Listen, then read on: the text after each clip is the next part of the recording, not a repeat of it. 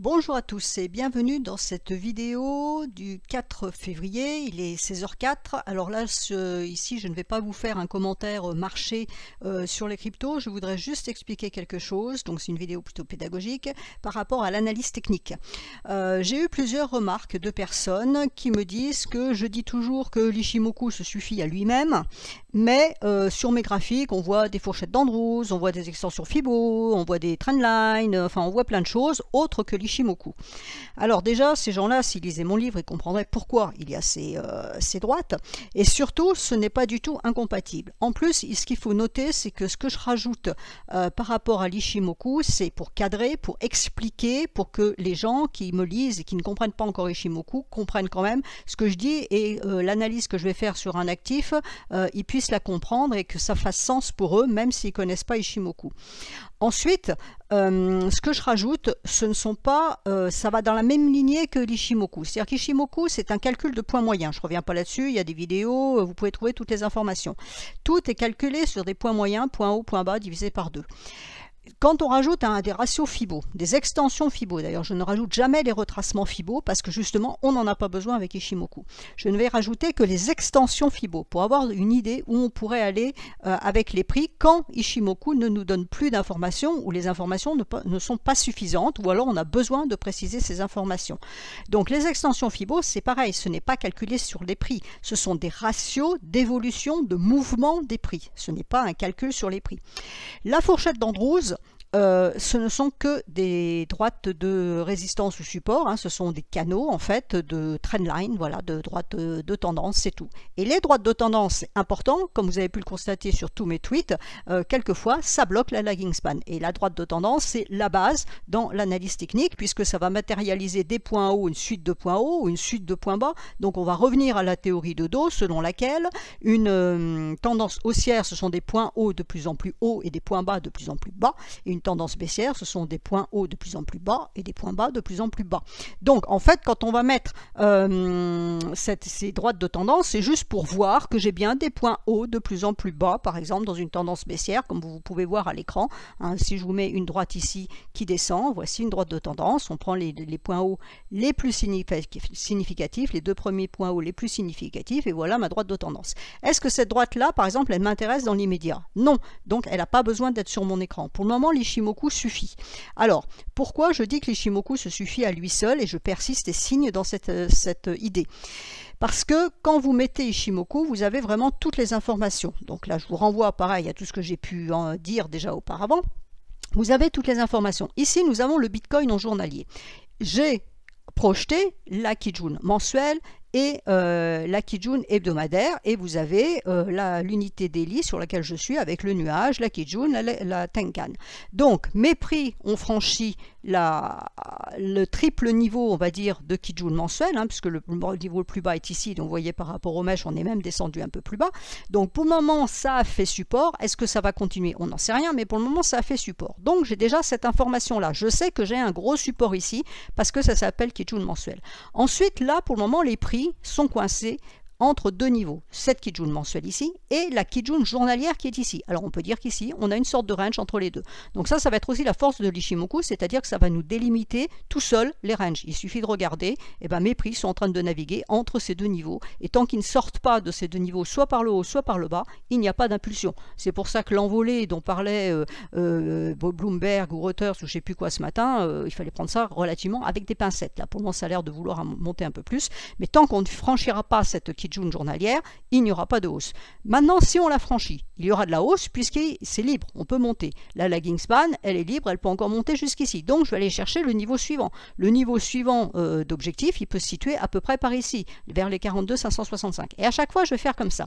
Le problème, c'est que par moment, et notamment si je me mets par exemple en mensuel, ben, vous allez voir que ce qui se passe, c'est qu'avec Ichimoku, on n'a plus de résistance au-dessus. Donc là, si ma Kijun mensuelle tient en support, ben, ça va monter. Donc, oui, j'aurai ma Tenkan, mais après, j'ai plus rien. Donc après, je vais appliquer la théorie de dos, aller chercher les derniers points hauts, et puis après, plus sur affinité. Et c'est là où on va avoir éventuellement besoin d'autres outils. Ça dépend comment on trade. Si on trade la tendance, on s'en préoccupe pas. Tant que je suis au-dessus de ma Tenkan, si je suis sur un mouvement haussier, je reste au-dessus de ma Tenkan. Par exemple, si je vous mets le Nasdaq, alors on va chercher le Nasdaq, voilà, en mensuel, vous voyez que là, vous avez une tendance haussière qui est parfaitement tenue par la Tenkan. Donc grosso modo, tant que ma Tenkan n'est pas franchie, ma tendance haussière est là. Si on casse la Tenkan, à ce moment-là, mon dernier rempart sera la Kijun. Pourquoi? Parce que la Kijun, c'est la droite qui donne le signal, haussier ou baissier suivant le sens. Donc si on repasse là, idéalement en clôture, la Kijun mensuelle, ça veut dire qu'on va donner un signal vendeur de long terme mensuel qui va nous invalider le signal haussier qui a été donné ici en bas. Donc, là, on peut très bien jouer la tendance en disant bah, tant que je suis au-dessus de la Tenkan, je reste dans le trade. Je n'ai pas à m'occuper de là où ça peut aller. Maintenant, il y a des gens qui vont préférer savoir où est-ce qu'ils peuvent aller. C'est un peu mon cas. Je n'aime pas, et c'est pour ça que je ne joue pas les tendances, parce que je n'aime pas ça. Je préfère savoir quel est mon potentiel devant moi. Donc c'est là où on va pouvoir utiliser d'autres techniques. Donc il y a la première technique, consiste à utiliser pas Fibonacci, comment ça s'appelle, Elliott, les vagues d'Elliott. Alors moi je reprécise à nouveau, pour ceux qui aiment me critiquer, que je fais de l'Elliotisme très simplifié, mais en rapport avec Ishimoku. Ce qui veut dire que je regarde simplement, je vois mon BTC en mensuel, donc en log. Je vois un mouvement 1, il y a eu une correction 2, puisque je suis passé au-dessus de la Kijun, je suis repassé en dessous, donc mouvement 2, alors le 2 il est là, peu importe, hein, la vague 2, elle est là. Mouvement 3 ici, pourquoi mouvement 3 ici? Parce que j'ai recassé ma Kijun mensuelle, donc j'ai redonné un signal haussier. Ici j'ai un mouvement 4, on se voit, ça se voit, je veux dire, il n'y a quand même pas besoin de faire des hautes études pour comprendre ça. Un mouvement 4 qui n'est pas ici, certains le mettent ici, mettent la fin ici, moi pas. Pourquoi ici? Parce qu'on n'a pas cassé en clôture ma Kijun mensuelle. Donc mon BTC restait toujours baissier, techniquement parlant, ici. Donc pour moi, le point bas de la vague 4 se situe ici, à partir du moment où les prix sont repartis à la hausse, non seulement ont traversé la Kijun mensuelle, mais en plus le nuage. Donc on est bien repassé techniquement haussier, puisqu'on est repassé de l'autre côté du nuage, ce qui n'est pas le cas ici. Donc, pour moi, j'ai ce mouvement 1, 2, 3, 4. Bon, c'est pas un scoop, après 4, c'est 5. Donc, suivant Elliott, on fait une extension Fibo que j'ai placée ici, de 1, 3, 4 pour nous donner la vague 5. Alors en théorie, je dis bien en théorie, et là attention c'est en log, normalement une extension Fibo elle est valable que lorsqu'on atteint les 0,618. Alors là les 0,618 ils sont là-haut, hein. Donc vous voyez que le chiffre est quand même impressionnant, c'est le 1 million. Donc voilà, donc techniquement parlant, on peut dire le Bitcoin peut aller chercher les 1 million. Alors je dis pas qu'on y va demain, on est bien d'accord. Mais techniquement parlant, si cette idée elliotiste est valable, on devrait à un moment donné aller chercher les 1 million. C'est peut-être dans 6 mois, c'est peut-être dans 10 ans, je n'en sais rien. Pour moi, pour le moment, on est en train de monter ici, c'est une évidence. On a la Kijun mensuelle qui tient en support. Donc tant que j'ai ce support-là, les prix peuvent reprendre la hausse. Par contre, effectivement, et c'est pour ça que je dis que c'est un niveau clé et que je le répète tous les jours, si on venait à casser cette Kijun mensuelle, là, il y aura un gros problème. Pourquoi? Parce que comme vous pouvez le constater, on a un gouffre en dessous. Hein, le niveau suivant, c'est revenir à la case départ de la hausse qui a été amorcée ici, c'est-à-dire revenir sur les 11 000. Donc, voilà pourquoi on va utiliser de temps en temps un autre outil. Donc là, j'ai les Elliott hein, qui me montrent un décompte. Quelquefois, on n'en voit pas. Honnêtement, sur l'euro-dollar, je ne vois aucun décompte. Il y a des tas d'actifs où je suis incapable de dire dans quel mouvement on est. Et puis, il y en a d'autres où on va voir un décompte comme ça saute quand même aux yeux. Et à ce moment-là, on va appliquer une extension Fibo qui va nous dire, voilà, on devrait aller chercher les 0,382 qui sont à 128 000 et quelques, les 0,50 qui sont à 376, et puis voir les 1 million. Ça ne veut pas dire, c'est pas une certitude, ça ne veut pas dire qu'à tous les coups, on va aller chercher. Ça nous donne une idée du potentiel, à condition que je n'ai pas de signal vendeur qui soit donné. Maintenant, si je me mets à court terme, donc enfin moyen terme plutôt, voilà, on a cette schématique ici, hein, on retrouve donc ma vague 4 ici, qui pour moi est terminée. Donc on voit bien aussi, hein, ici quand en hebdomadaire, on n'a pas eu d'impulsion haussière ici, donc la vague 4 n'était pas terminée. Donc là on est parti. Maintenant, qu'est-ce qu'on est en train de faire? Est-ce qu'on a fait 1, 2, 3 et on est dans une grande vague 4 et on va repartir? Eh bien là honnêtement j'en sais rien. Je suis pas sûr qu'ici ça soit du 2, parce que si ça c'est du 2 et ça c'est du 4, c'est quand même très différent. Donc en fait je n'aime pas du tout. Donc là je vais plus parler d'Elliott, parce que là ça me plaît pas. Donc j'aurais plutôt envie de dire ça va plutôt être 1, 2, parce que effectivement si je veux aller chercher les 0,618 qui sont là-haut, bah ça c'est du 2, il va falloir faire du 3, du 4 et du 5 pour aller chercher les 0,618, voire plus si affinité. Mais l'idée elle est là. Donc pour le moment, pour moi, le décompte elliotiste n'est pas clair. Donc un vrai elliotiste, il va nous décompter ça avec des X, des W, des Y et plein de choses. Ça, moi j'en suis incapable et je me refuse à ça parce que je trouve que c'est trop compliqué et que bon, c'est pas forcément plus précis. Donc je ne vais pas le faire. Ce que je vais regarder maintenant, c'est à plus court terme. Alors j'ai changé pour avoir l'autre vision de BTC, voilà ce que j'ai. Donc là, par contre, j'identifie un mouvement haussier. J'ai eu un grand mouvement haussier. Alors bon, il peut partir d'ici, il peut partir de là, peu importe. J'ai un grand mouvement haussier. Là, on est dans une correction. Ça n'a échappé à personne. On est en train de corriger un mouvement. Donc, qui s'appelle vague 4, qui s'appelle vague 2, on n'en sait rien et on s'en fout complètement. L'idée, c'est qu'on est monté, on a corrigé, soit on est remonté, on a fait un double top un petit peu plus haut. Bon, on va considérer que c'est quasiment un double top et on est reparti à la baisse. Ok, donc maintenant l'idée c'est de dire, cette baisse où est-ce qu'on va? Si je regarde d'un seul point de vue Ichimoku, je vais me remettre sur l'autre, voilà, d'un seul point de vue Ichimoku, hausse, baisse, hausse, baisse. Pour le moment, la baisse est enrayée ici. Alors quand j'ai des gens qui m'ont dit, oui, sur 41 000, c'est un niveau, on peut recharger, on peut y aller, etc.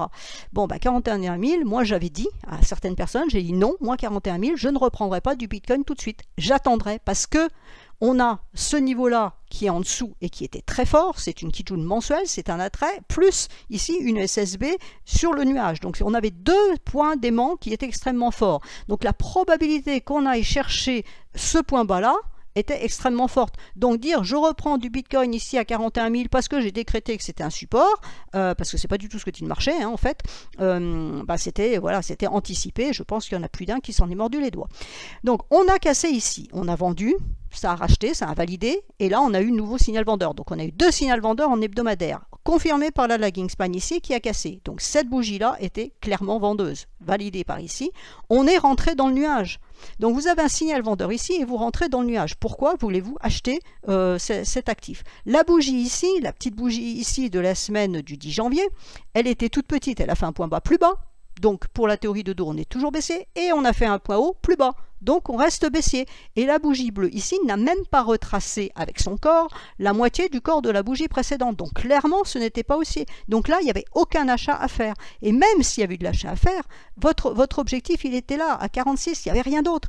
On ne pouvait pas recharger ici. Pourquoi? Parce que vous aviez cette Kijun hebdomadaire, donc de moyen terme, qui était en résistance. Donc ce n'est pas possible. Et voilà ce qui s'est passé la semaine suivante. Le nuage n'étant pas très épais, ça a traversé en une semaine, on est allé chercher la Kijun mensuelle, même les deux niveaux, hein, le niveau qui est en bas ici, vous voyez que cette bougie rouge-là, elle s'est arrêtée pile poil sur ce niveau de Kijun mensuelle. La semaine suivante, on a fait encore un point bas plus bas, d'accord? Là, en cette semaine-là, on est en train de rebondir. Donc ça peut être une correction. C'est là où on va détailler un petit peu plus les choses. On peut dire, bon, on a peut-être 1, 2, 3, 4 et 5. Avec peut-être un point bas, plus bas, encore à aller chercher, ce qui voudrait dire qu'on casserait cette Kijun mensuelle, et là ça devrait effectivement devenir un peu plus embêtant.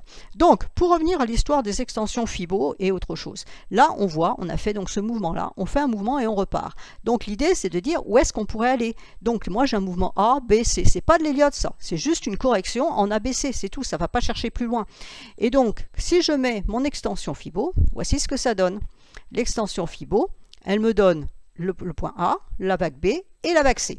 La vague C, le premier point d'impact, hein, donc je bouge régulièrement parce que sinon mes bougies se retrouvent dedans, c'était le double niveau ici de Kijun mensuel. Maintenant, je mets l'extension Fibo. L'extension Fibo, on va la positionner ici. Hein, on met le point ici, on met le point ici, et on s'aperçoit que ici on a du 100%. L'extension nous emmène à 30 000 et 30 500, c'est du 100%. Donc peut-être que ma vague C ici, finalement elle n'est pas terminée, on pourrait éventuellement aller chercher ce niveau-là. C'est une probabilité, ce n'est pas une certitude. Ce qui était intéressant à voir, c'est que j'avais en plus de ce double niveau de Kijun mensuel, les 0,786 d'extension Fibo qui étaient dedans. Et si vous regardez ce qui s'est passé ici, regardez les 0,618, ils ont été tapés exactement.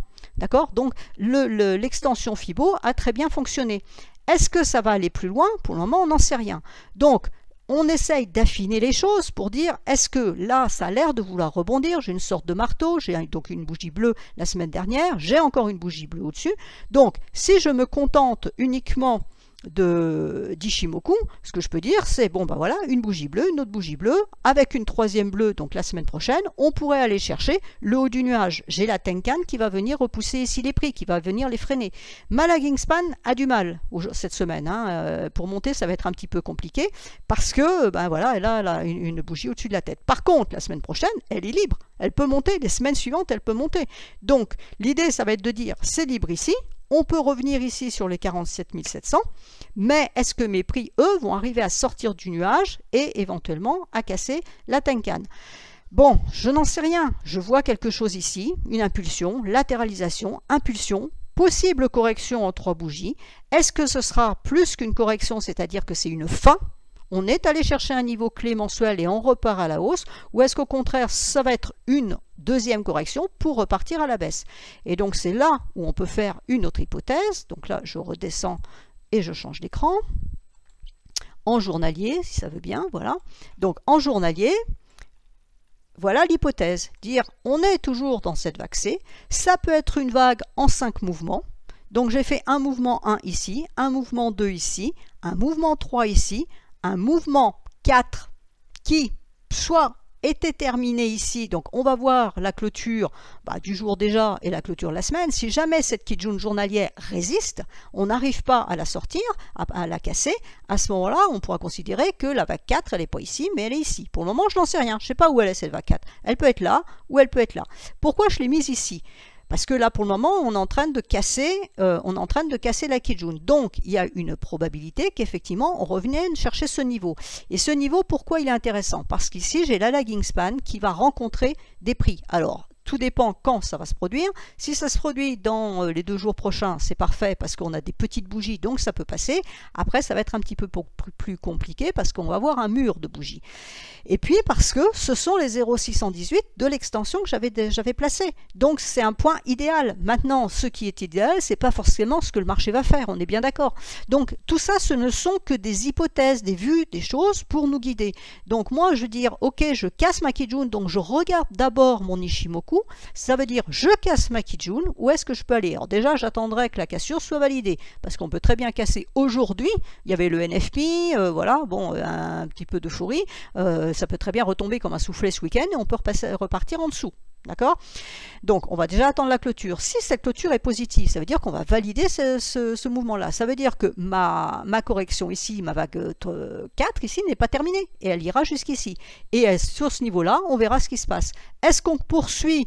On casse tout parce que ça y est, le marché reprend sa hausse, la correction est terminée. Et bien dans ce cas-là, ce décompte sera complètement faux. Cette idée Elliotiste sera complètement fausse. Mais c'est pas grave parce qu'on a eu une idée et on la valide avec les niveaux Ishimoku. Donc l'Ishimoku se suffit à lui seul, oui, parce qu'on peut faire de l'analyse sans mettre tout ça, mais en mettant soit de l'Elliott, comme ça l'Elliott simplifié, soit des extensions Fibo, ça nous permet d'affiner le potentiel qu'on peut avoir, donc là par exemple en court terme, puisqu'on est en délit. Par contre, vous voyez que là, si cette bougie-là est invalidée dans le week-end et qu'on réattaque ma Kijun mensuelle, donc là je me rebase à niveau sur ma Kijun mensuelle parce que c'est ça qui est important. J'ai mis les niveaux vendeurs potentiels, la première cassure, la deuxième cassure, et à ce moment-là mon extension Fibo de 100% va prendre tout son sens parce que ça sera déjà du 100%. En plus, ça pourra être éventuellement cette vague 5 de terminaison de cette vague C, donc c'est ma vague C qui est ici, pardon, elle sera finalement ici. Alors j'ai bougé mon ratio Fibo, c'est pas très grave. Voilà, donc ma vague C à ce moment-là, elle sera ici et on pourra considérer que cette grande correction qui nous encoquine depuis un certain temps, depuis on va dire 1 an, elle sera terminée. À ce moment-là, on recherchera les hausses. Donc tout ça, on l'effacera et on repassera à autre chose. Et à ce moment-là, on va pouvoir se rebaser à nouveau sur Ishimoku de base, c'est-à-dire sans rien d'autre, en regardant uniquement, si ça veut bien s'afficher, non, en regardant uniquement les niveaux Ishimoku et en disant, bon si ça veut passer, à ce moment-là, je valide une tendance haussière. Vous voyez, en H4 pour le moment, ça a l'air de vouloir partir à la hausse. Voilà, si cette cassure de Kijun est valide, attention, ici on avait cassé, ça a été invalidé derrière. Donc c'est ce qu'il faut vérifier. Et là, je vais me baser sur Ishimoku. Ça part, donc tout mon Elliott, machin, tout ça, c'est fini, on n'en parle plus. J'irai chercher le niveau de SSB ici, j'irai chercher le niveau de Kijun ici, de journalière, le niveau de Kijun hebdomadaire, etc. etc. Donc voilà l'idée, pourquoi quelquefois on va rajouter certaines choses et ça va nous intéresser dans l'idée. On peut mettre aussi donc les fourchettes d'Andrews. Ici, clairement, ça sert à rien. Les fourchettes d'Andrews, on n'en met pas systématiquement. Je les mets quelquefois quand il y a vraiment une pertinence à la rajouter. Vous voyez, par exemple, ici aussi, alors je reviens là-dessus, sur Litecoin, par exemple, même chose, j'ai mis une extension Fibo. On retrouve la même chose que sur le BTC. Et on voit ici, même chose, qu'on avait un niveau mensuel, voilà, ici, qui traîne, qui a freiné les prix. Et puis, on a les 0,786 ici qui sont en support. Donc, quelque part, c'est intéressant d'avoir ce niveau-là. On est peut-être en train de remonter. Les 0,618, c'est la même config que sur le BTC. Hein. Voilà, c'est exactement la même chose. Donc, on peut se contenter d'Ichimoku. Ça, seulement, ça va venir préciser encore plus les choses. Ça va cadrer encore plus le marché. Mais ce ne sont pas des calculs sur les prix. Donc, c'est en ça que je veux dire que c'est différent de rajouter des moyennes mobiles, de rajouter des bandes de Bollinger, etc., qui sont tous des calculs de prix. Là, il n'y a pas de calcul de prix, ce sont juste des repères sur une évolution de marché. Et quand on trade, c'est ce qu'on cherche. On cherche des repères d'évolution. Donc maintenant, sur certains actifs, on peut éventuellement mettre aussi une fourchette d'Andrews. Donc là, par exemple, je pourrais dire... bon, j'ai un mouvement correctif ici, on repart à la baisse, donc je vais mettre une fourchette. Donc voilà comment on met une fourchette. On prend un point haut et on prend la correction. Donc la correction, elle s'est faite ici. Alors je peux la prendre ici, je peux la prendre ici aussi. Donc je regarde un petit peu. Alors c'est pas, il faut chercher, hein, c'est pas toujours évident, voir ce qui va être le plus pertinent. Là en l'occurrence, je pense que c'est ça. Pourquoi c'est ce niveau-là? Parce que ici, vous voyez que ma lagging span a tapé pile sur la médiane. Donc je vais préférer ce niveau-là parce que j'ai une confirmation avec la lagging span. Est-ce que cette fourchette d'Andrews m'intéresse vraiment? Est-ce qu'elle me sert vraiment à quelque chose? En fait, non. Elle sert à rien. Elle existe, on peut la tracer, mais là, en l'occurrence, elle ne me sert à rien. Mes prix sont loin de la borne haute, ils ne sont pas vraiment allés chercher la médiane.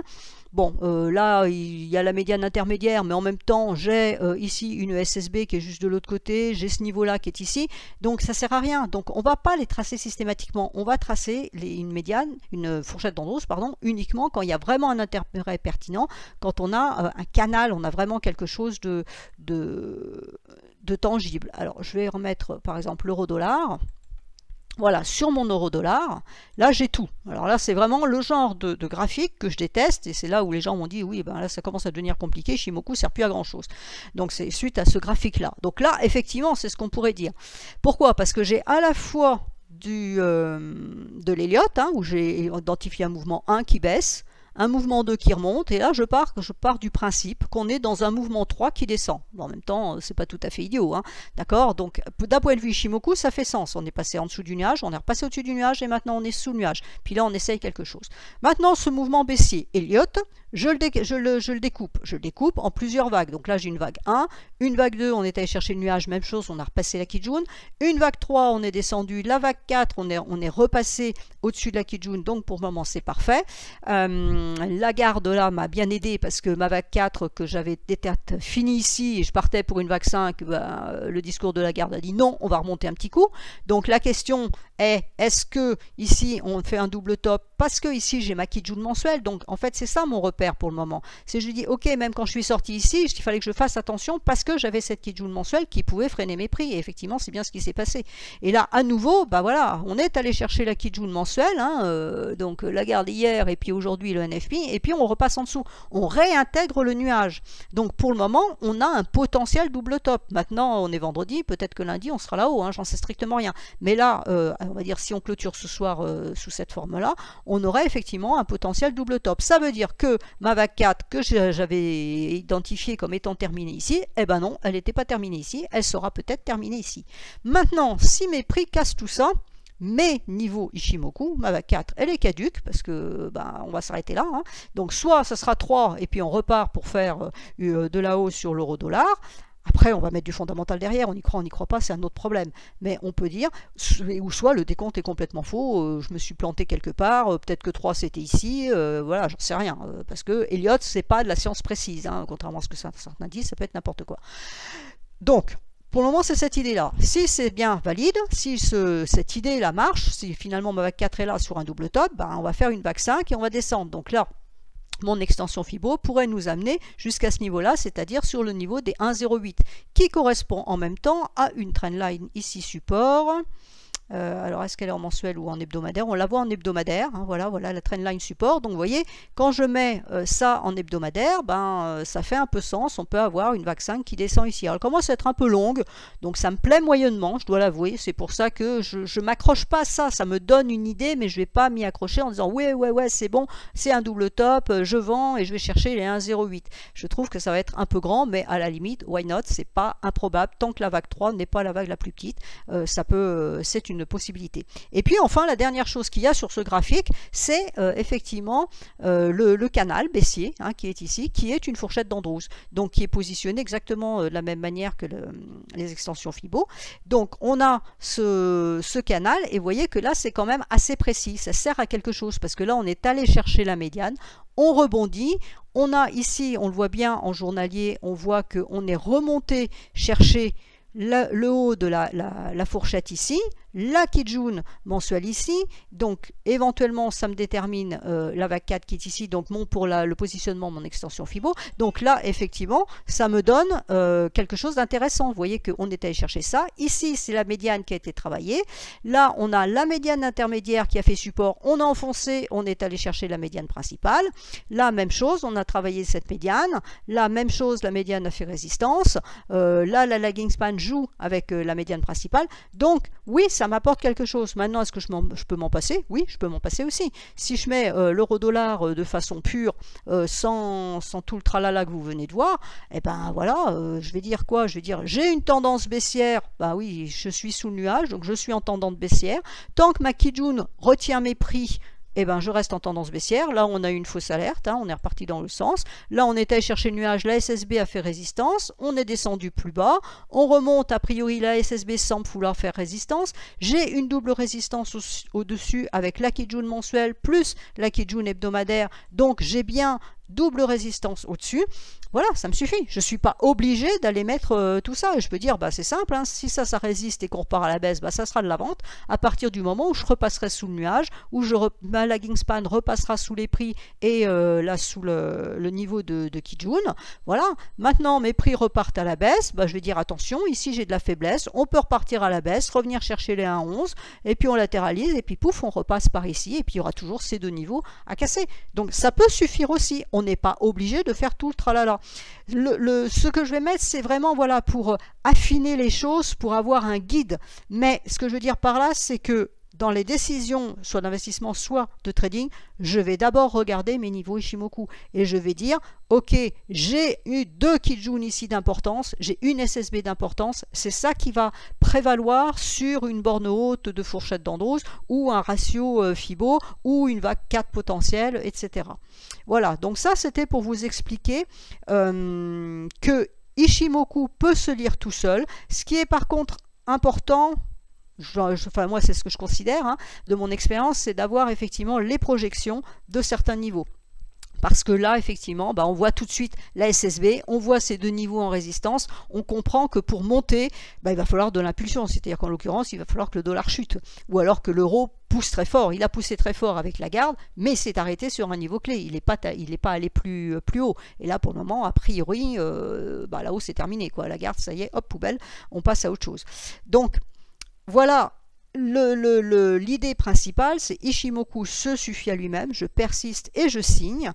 On fait des projections d'UT supérieures pour avoir immédiatement une vision des niveaux importants de résistance et c'est tout. Maintenant, si on est à l'aise sur d'autres techniques d'analyse technique comme celle que je vous ai présentée, on peut les utiliser, ça va cadrer, mais c'est tout, ça rajoute quelque chose, mais c'est pas incontournable. Donc je le mets sur mes écrans d'analyse quand je tweete pour les gens, je répète, voilà, qui maîtrisent mal Ishimoku et ça leur permet quand même de comprendre ce que je raconte et de comprendre par rapport à l'actif qu'ils vont regarder que oui, voilà, quand je mets l'euro-dollar avec tout le tralala, on comprend bien que là, il y a de la résistance ici, que là, on allait chercher un support, si on ne connaît pas Ishimoku, voilà, on n'a pas besoin de tout le reste, on voit les niveaux qui sont là, tout le monde connaît Fibo, c'est un petit peu l'idée.